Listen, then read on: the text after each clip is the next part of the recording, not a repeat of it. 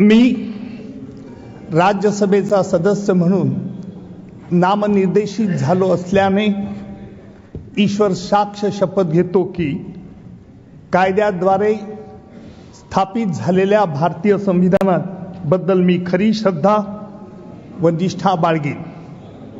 भारताची सार्वभौमता व एकात्मता उन्नत राखीन. Ujjwal Deorao Nikam. Sir, may I repeat? Please repeat. It's a Marathi language.